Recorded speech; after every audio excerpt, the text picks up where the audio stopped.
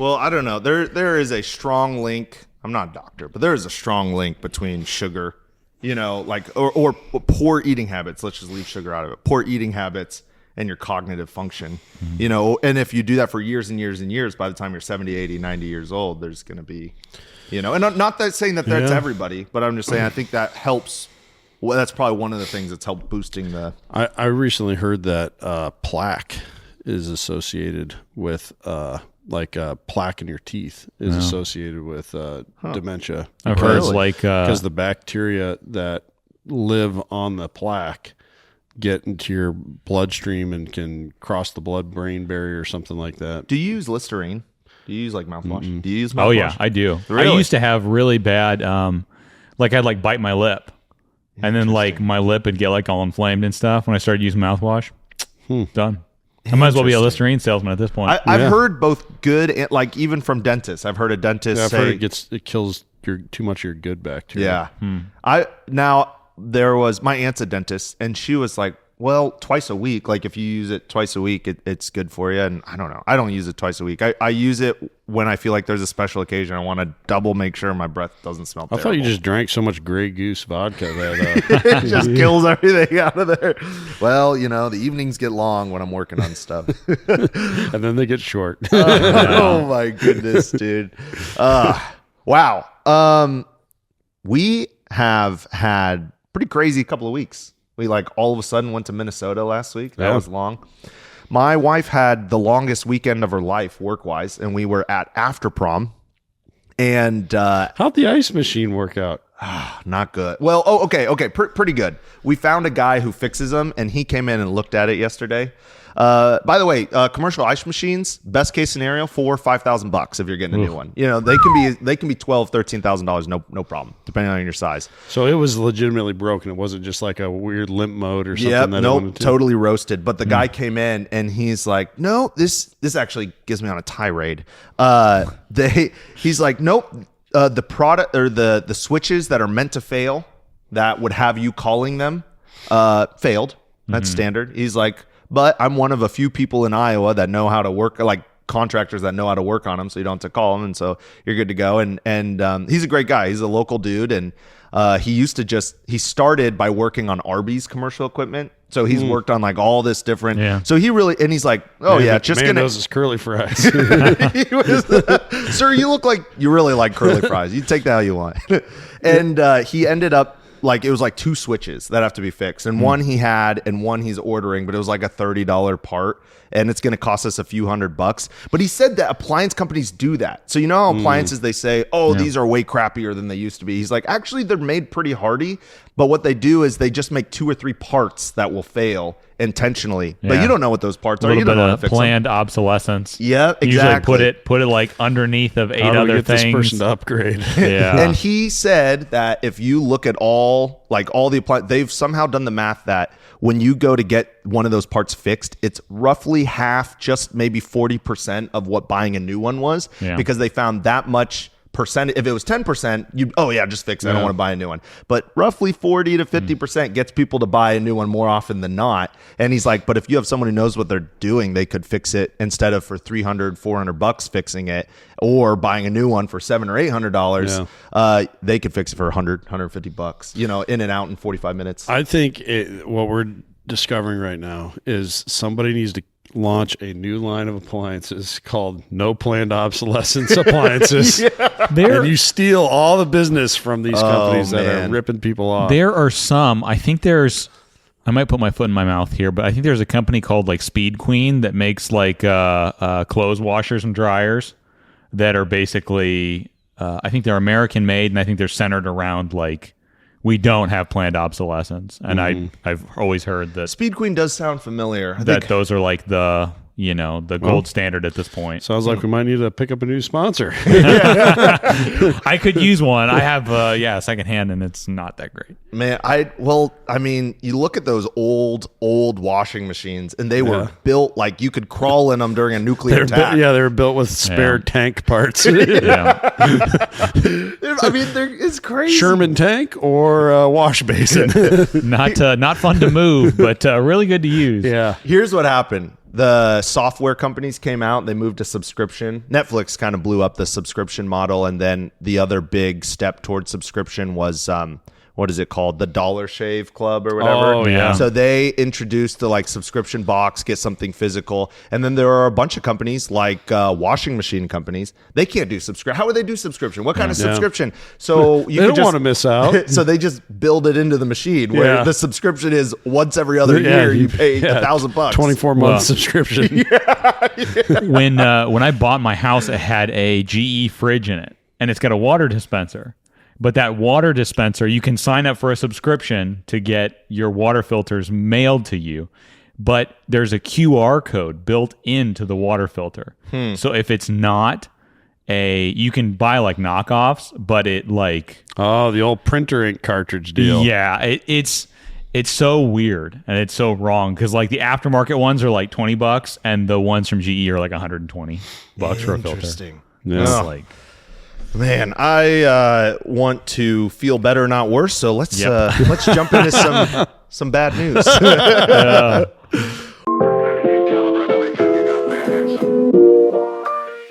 Coffee Time Wednesdays with the Prairie Farm Podcast. Can't hit us with the jingle.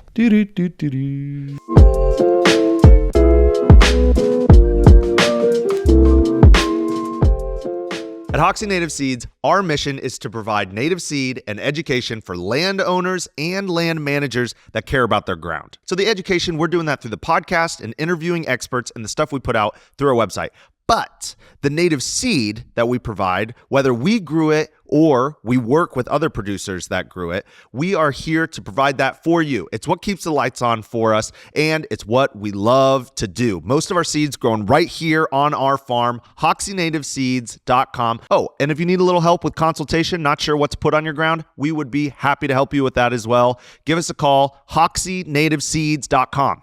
Welcome back to the Prairie Farm Podcast, Coffee Time Wednesday. I'm your favorite host, Nicolas Lirio, with your favorite co-host, Ken Boucher. Hey. And your favorite co-host to the coast, Riley Rosendahl. Howdy. The person who not invented that phrase, but came up with it for our podcast was Peyton Scandridge. And I need you guys to, I don't know what his Instagram handle is. I need you to go on Instagram and message him and tell him, he keeps promising to come back for an episode. Is it Scan Man? Scan or PD Scan or something? I don't know. But you guys need to convince him to come back on the pod. Or at least dox the guy, right? Give me a little bit of relief. I need a week off here. These guys are driving me up the wall. Oh my goodness. Peyton is one of the most clever, like witty, fun people that I have ever met. And he works in solar now.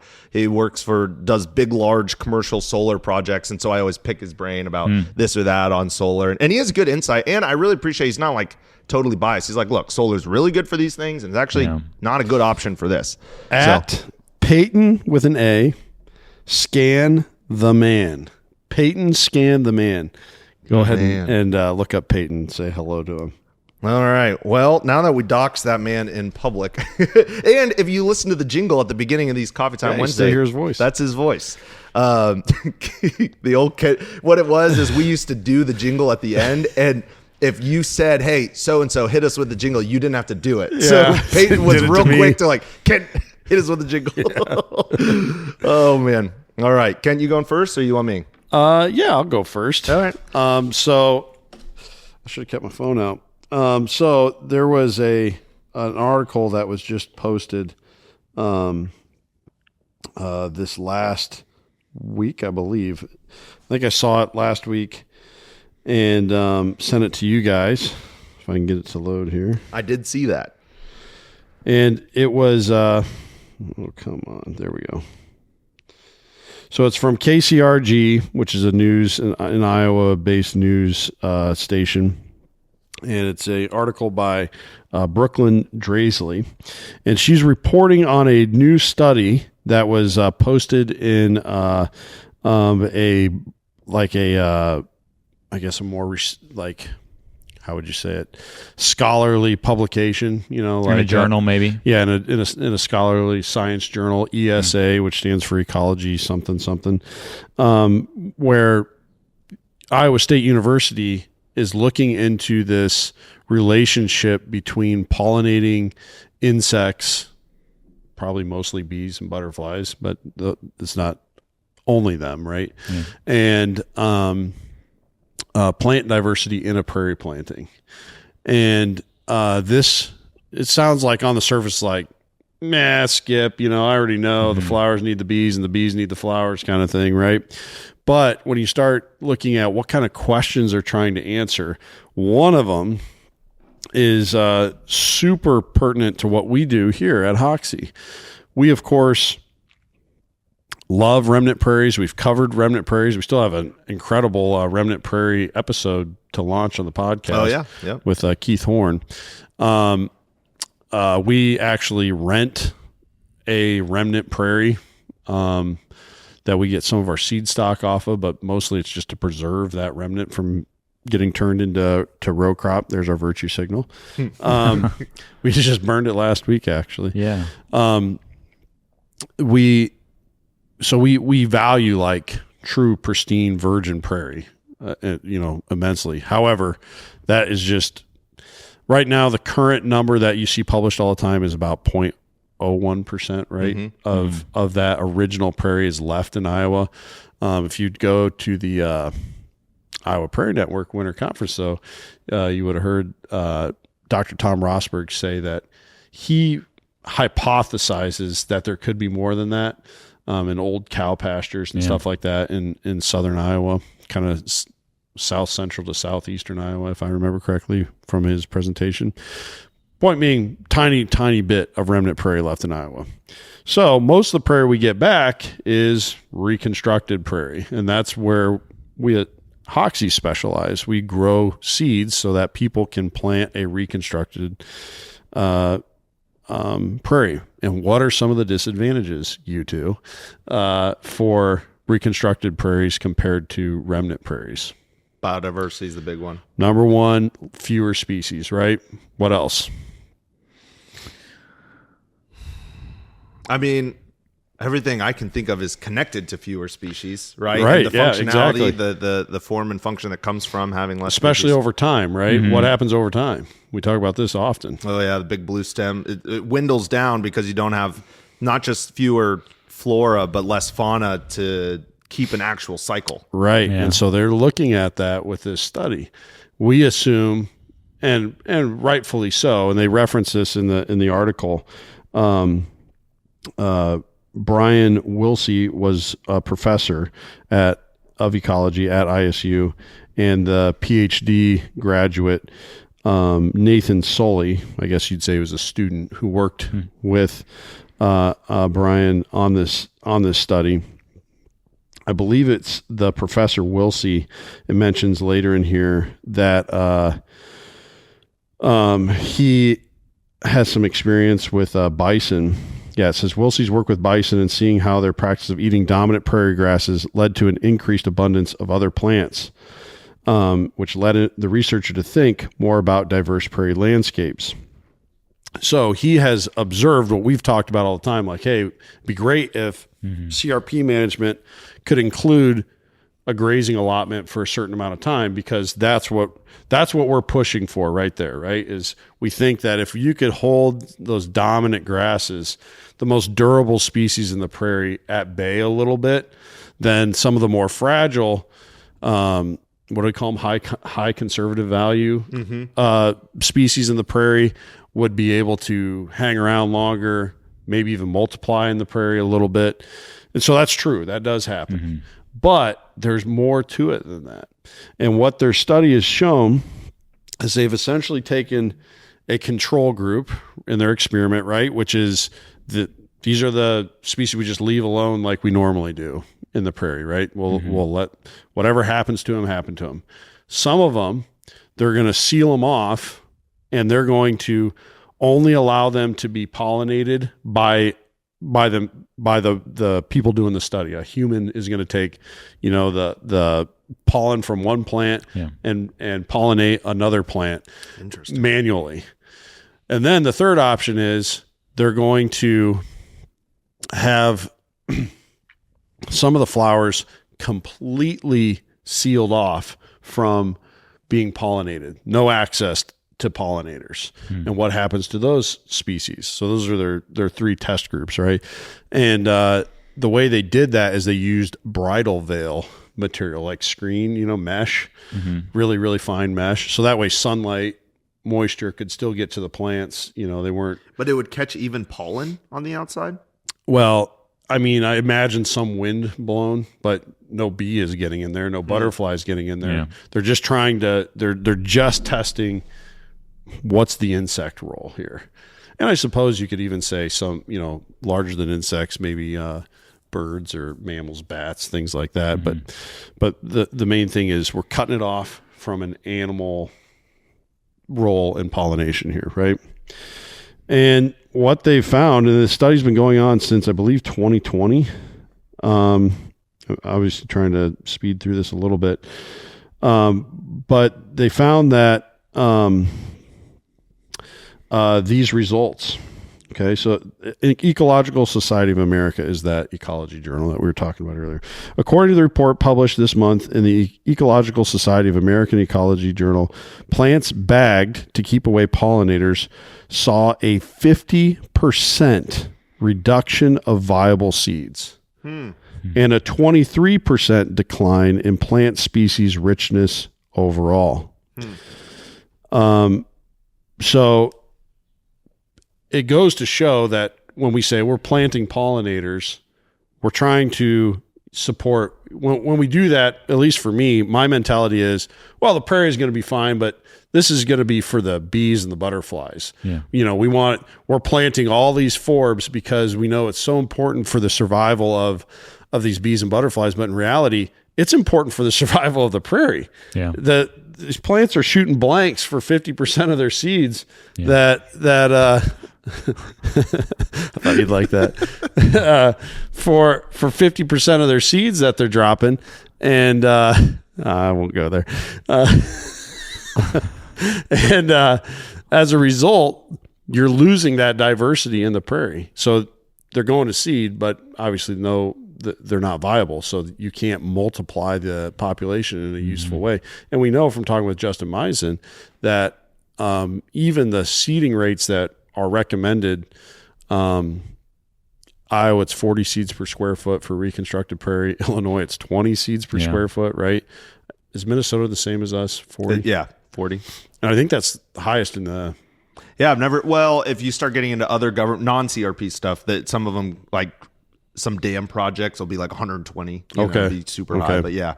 So, I mean, and Justin said he would really like to see 40 doubled to 80, right? And so now imagine if half of those seeds that were going on the ground weren't even viable, Yeah, your 40 is 20 and your 20 is 10. Right. Now that doesn't happen for seed that's sold because we have to have everything seed tested. We know what the percentage of viable seed is, but naturally, that you would get the same effect. And so, yes, grasses start to dominate prairies because the lack of big grazers on them. Reconstructed prairies especially. But it's also because of our declining pollinating insects and mammals and birds that we are seeing prairies become more just straight grass than flowers. And at least this study seems to suggest that. And so down the road, and you can read, I don't know, maybe you have to subscribe to it. I looked at it a little bit at the abstract, but there's a lot more information in the original article from the Ecological Society of America. But it said this at the end, which was interesting. Wilsey's work out in the prairie plots isn't finished either, with the professor hoping to further his study into the next generation of plants and which ones will reproduce the most. I want to look at if species composition will shift towards those wind-pollinated species. So you talked about that earlier, Nicolas, and self-pollinating species and highly clonal species. So some species of flowers are naturally capable of pollinating without the assistance of insects or other animals. Ragweed. That's why you get why it gives allergies so terribly. So will the prairies, given enough time, if pollinating insect populations, birds, mammals, all the animals involved in that pollinating process, if their populations decline for long enough, will our prairie composition shift to, like what you said, ragweed, or I'm trying to think of another one that's super windborne pollen. I can't really think of one off the top of my head. I'm sure there are some others though. I mean, will those prairies begin to look more like that? Or, it would seem to suggest so. But he said, so that'll take a few more years to see that. It looks like it's occurring already. So just from what he's maybe anecdotally observing, or maybe is gathering data already, I imagine he probably is. Wow.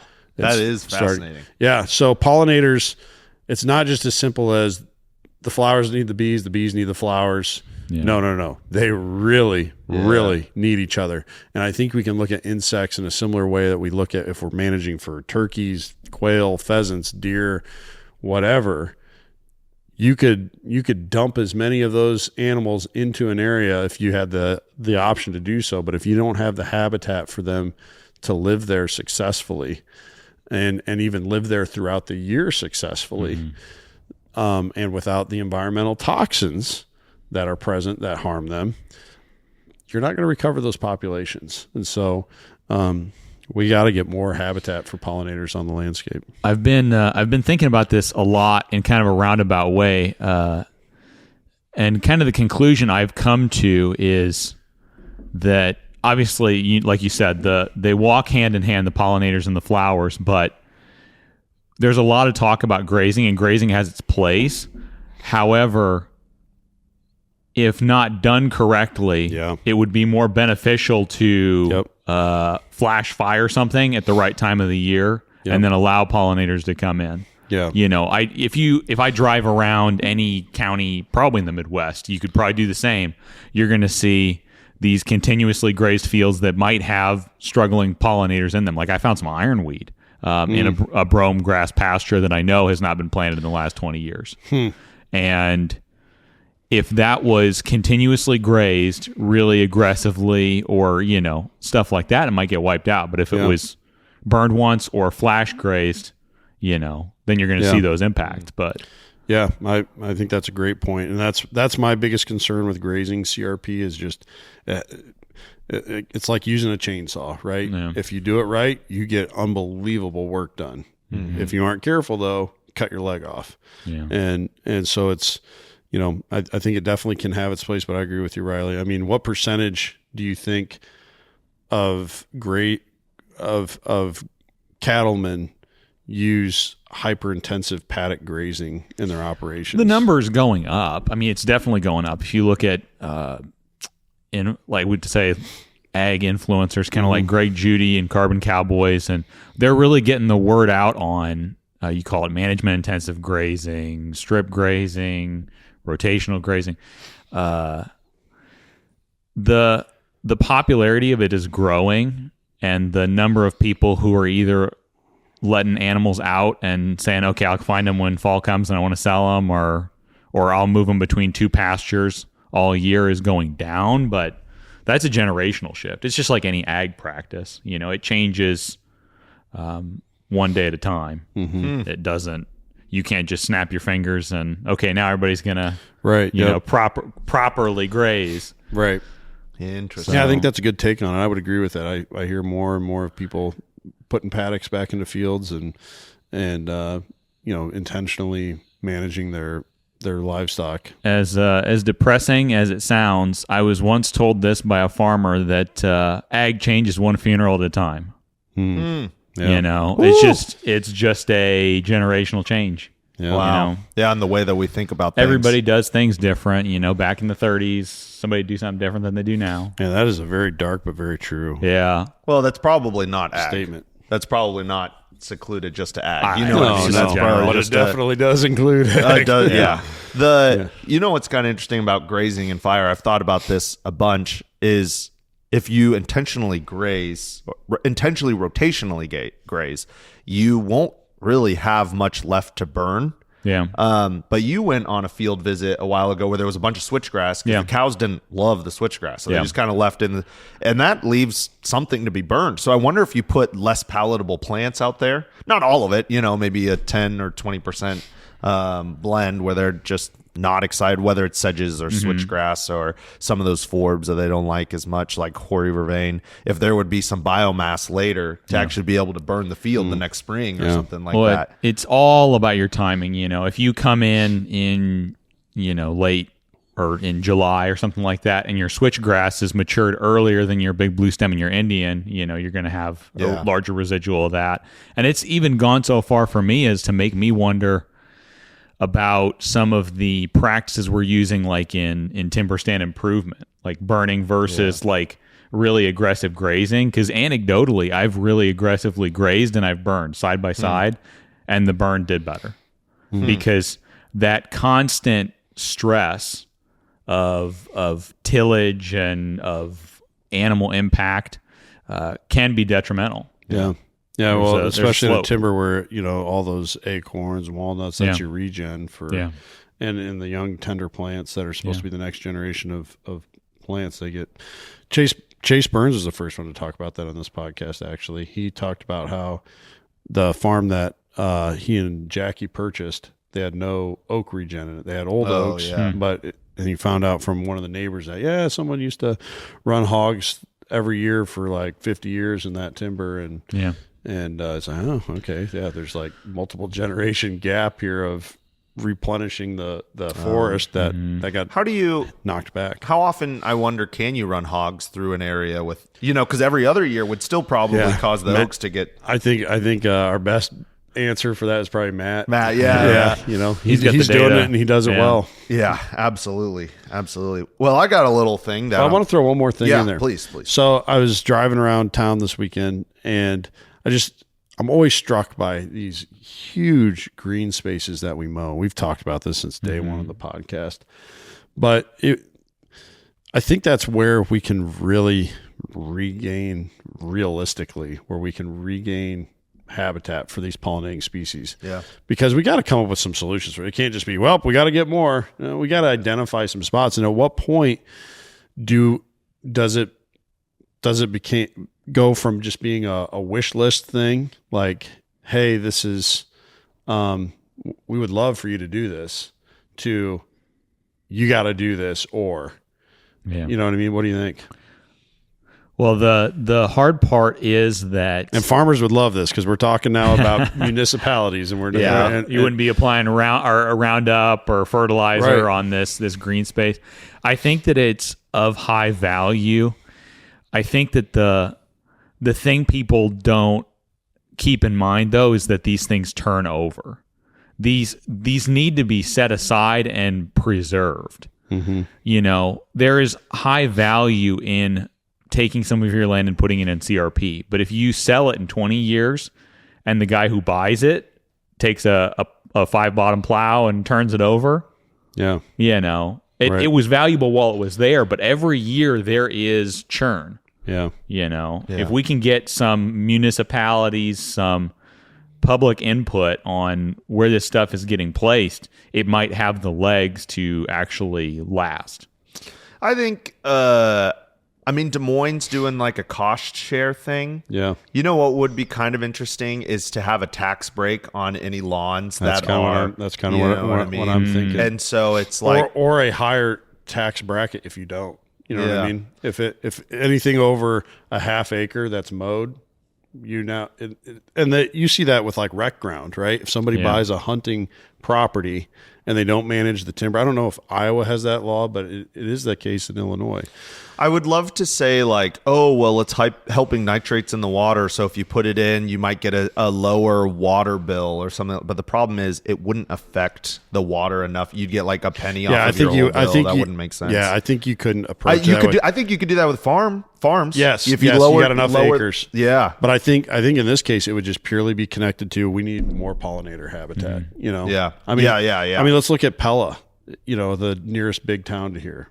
How many acres do you think of just mowed, not counting houses, but just like company-owned ground that's just mowed or city-owned ground that's just mowed. There's a lot. Dozens, maybe a couple hundred, across the whole town that are within the city limits. Yeah, I mean, it's a bunch. Yeah, and think of how that, because there are some nice prairie areas close to town, whether it be CRP or public land or whatever.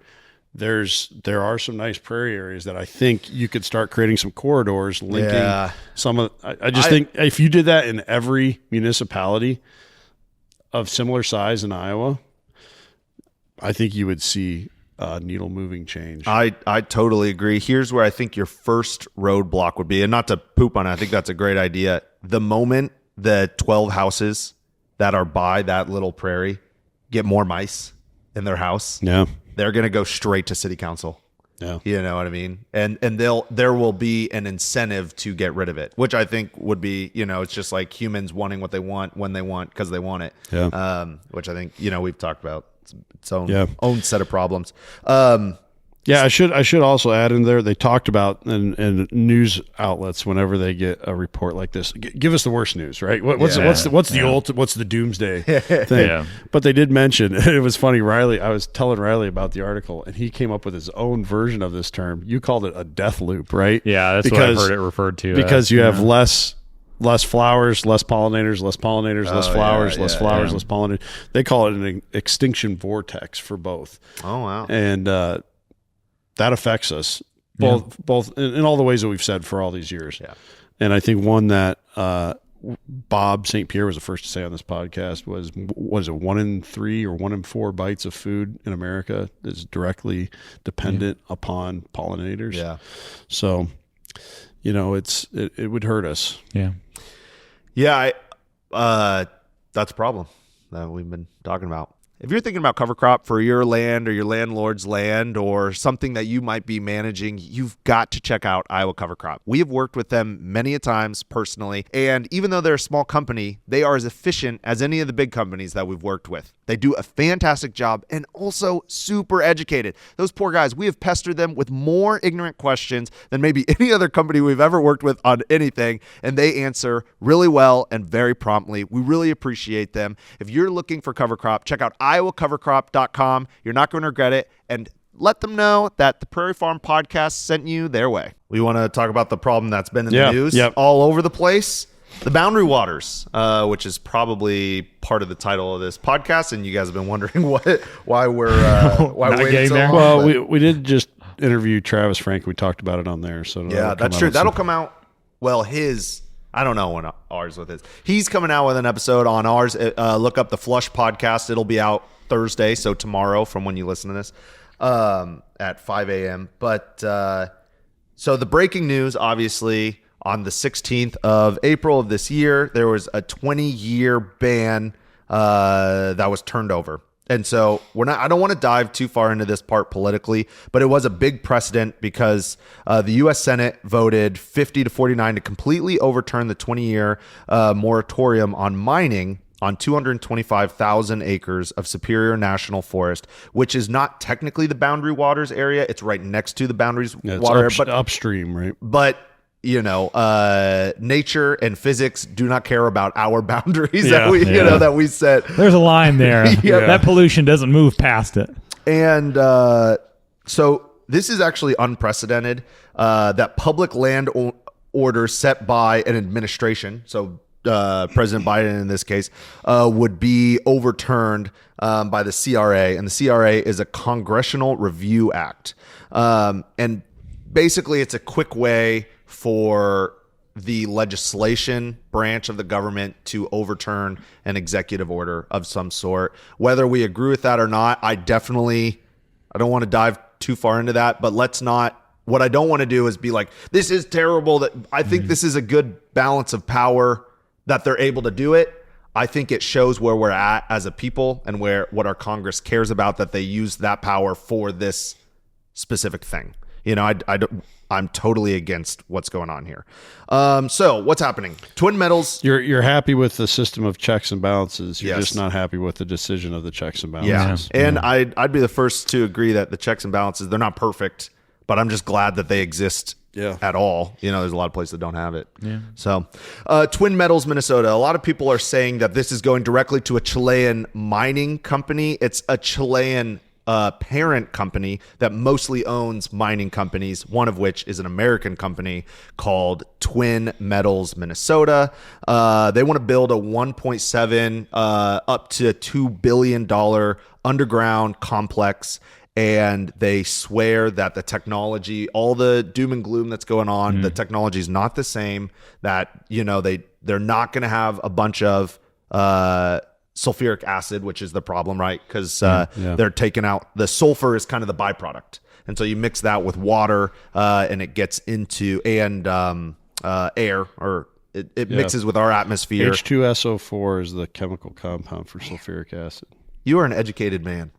I would not have guessed that in a million years.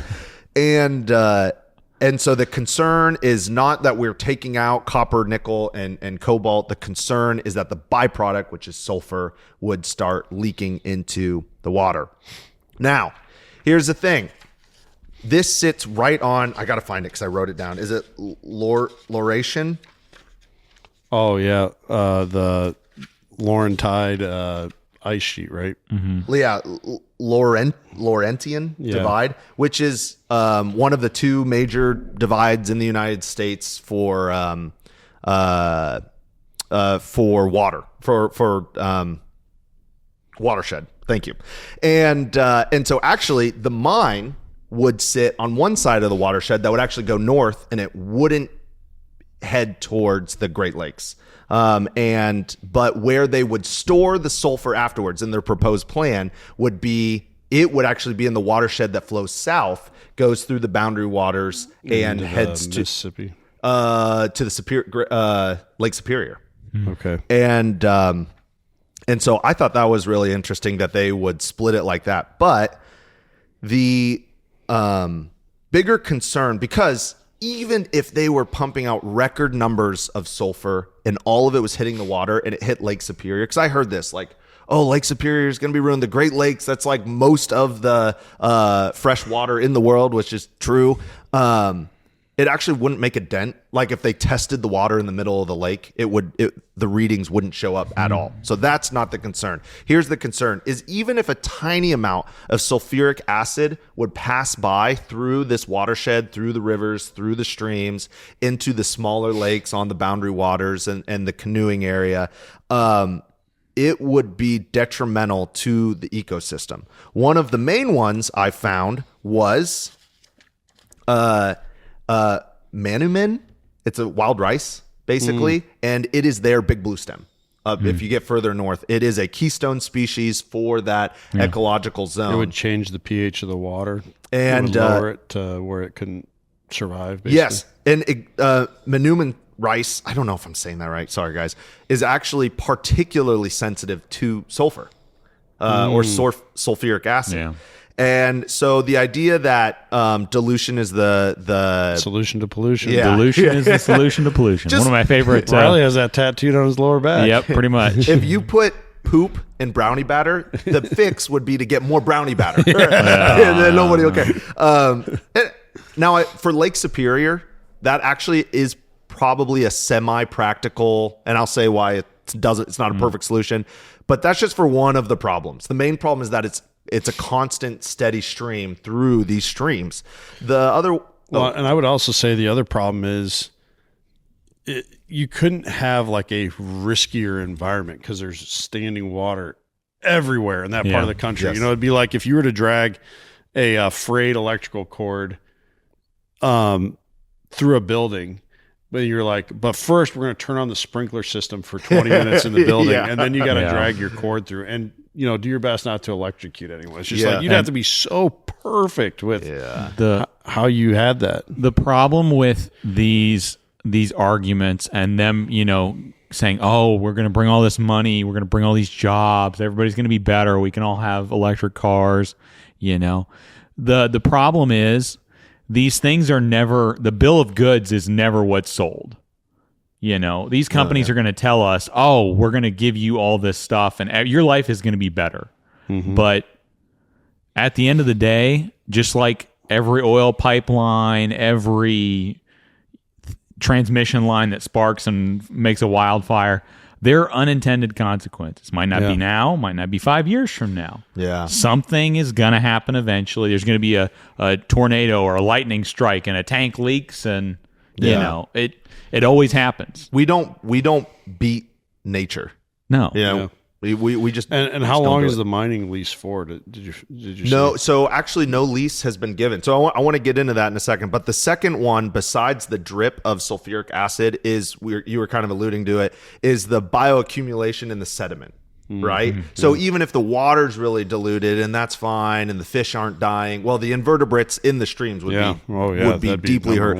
But the bioaccumulation in the sediment, even in the lake, would get to a point where and sediment has its own ecosystem. Right. So that becomes an issue. Now, what was that question you just had? The duration of the lease that they're applying for. So they actually haven't officially applied yet through Minnesota. They would have to apply, I believe, both at a federal and a state level. And Minnesota is likely to be much less welcoming on it. So they could actually, it's not a for sure that they're going to open this mine. It's just a for sure that there's no federal protection over it. There's some talks in Minnesota about their legislation trying to slap protection on it, and there would be not federally they wouldn't be able to overturn that. So that would be, that's good. Yeah, that still could happen. Now the actual lease that they would have to go through would take years to push forward, and they would have to go through a bunch of environmental reviews and stuff like that. And I will say, like in Iowa, if you want to build like a bowling alley where they're near a watershed or something like that, you got to go through the DNR. And I believe most of those DNR employees are trying their best for what's happening for the ecology. It's just like, and I'm not saying that anybody here is actually getting bribed. A company that can throw around a couple $1 billion, they got resources to make things happen. You know, they could sway elections. They could do all sorts of things because they're playing on the long-term game. Now, you asked a really good question when I was looking into it, is where is it actually going? Where's the copper and the cobalt? Yeah, the idea is, the selling point is, look at what this is going to give you. Don't look at what it's taking from you. Look at what it's giving you. Yeah. So where's the raw material that's being mined out going? Well, and so that's actually pretty tough to find.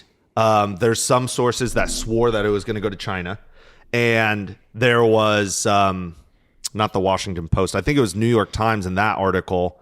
They said that the belief that it's going to China is more because Chile has strong ties to China. Not that there's actually a business deal that's drawn out on where it's going to go yet. I mean, the lease hasn't even been signed. And so, but then there's other arguments that we are doing it because of China, because we're dependent on China for these mining things, which brings up another really good argument. I totally disagree of this going through, and I do not want this mine to be set there. I want to be clear. The best argument in my mind is China doesn't give a rip. India's not giving a rip about how they're mining their stuff. And so would it be better to do it here with some good ecological practices than whatever they're doing over there, which, you know, the most polluted countries in the world. And that's the best argument. I don't think it's a good enough argument to have it pass through. But to me, that's the best argument. So, but it's more of the bigger argument for Congress is a national security threat, right? The whole China AI, they're going to take over and you know, kill your dog and all that other stuff that, you know, and so the AI arms race. Yeah. Here we are in a Cold War. Who really wins? Yeah. Who won during the Cold War when all those missiles were made? A couple of companies. Missiles.com. That's who won. I would have everybody look up. Carl Sagan gave a really telling speech in front of Congress back, I think it was in the 80s or 90s, talking about how we'd spent trillions of dollars between us and, you know, Russia. We could have, Soviet Union at the time, I guess, could have put towards literally anything. You know, and for what? Curing anything. I don't know. Yeah. There are stuff going on behind the scenes with this thing. But I've sent a couple of emails about it. Most of the people that I know that care about ecology have voiced their opinions on it. I would encourage you to figure out what's actually going on, if you think it's better or not for the United States to give up our most pristine wilderness area. I might sound biased because I am, but figure out. No, not our most, our last pristine. Mm-hmm. Everything else has been altered. Everything else has had its problems. Yeah. Wait, even more than I've been to Yosemite. That place is pretty awesome. Any grizzly bears in Yosemite anymore? Yeah, no, that's fair. That's fair. I do. They are on the state flag though. Yeah. There's at least one. Yeah, they keep it around in a cage. Man. Well, I think this is a big deal. I don't want it. It's hard to argue economics. And we've talked about this here on the podcast, the old reasonable, for the families, this is going to raise the average American household from $60,000 a year to $84,000 a year. And if I thought that ended up pooling at the American bottom, that'd be a stronger argument. But it's like Ken and I were joking. I met a guy once when I was at Olive Garden, and he came in and he was like, his job was to take the power lines in California and put them underground. And he was like, they couldn't find anyone to do it. He was a forester, technically. They couldn't find anyone to do it. So they basically guaranteed he'd retire with a big fat sack of money within 10 years. I mean, he started when he was like 26. At 36, he was going to be richer than most of us could ever be. And he came in and he was hammering drunk and he was talking about all sorts of things that were inappropriate. And I was like, oh, good. This is where the wealth is pooling for these giant projects. Right. And for what? For what? You get what, $2 million? What are you going to do with the rest of your life? You're going to buy the same pair of pants everybody else is going to buy. And the people that want this stuff so bad are their mindset is, and I'll let you decide if it's right or not, but it's here and now over what's coming in the future. Yeah. It just always is. Yeah. I really want to know what locals to the area, within a 30 or 40-minute drive of that area. I want to know what they think because I couldn't find anything. I couldn't find I found a bunch of local Minnesotans that regularly visit. Yeah. And there's a lot of that matters. But I want to know someone who lives out in that area who hardly has any cell service or in a small town in northern Minnesota. I want to know what they think of the Boundary Waters and the mining company that comes. Because maybe I don't think this is the case, but maybe they're so impoverished up there, they're like, yeah, anything, please. We need some economic. And I think that carries weight, but I want to know what the locals think. And I just couldn't find anything. No. So, man, well, not to be a Debbie Downer, but we appreciate you all. Don't forget to check out the forum. Thank you, everyone who signed up for the forum. That was a shocking amount of humans, honestly. I was not ready. There's only a few posts right now, but I actually get to see how many members sign up on the back end, and that was really cool. So we appreciate you all. Make sure you're getting outside, looking at the ephemerals while they're still there before your big blue stem takes over your prairies. If you're looking to plant, not too late, but we will talk to you again next time.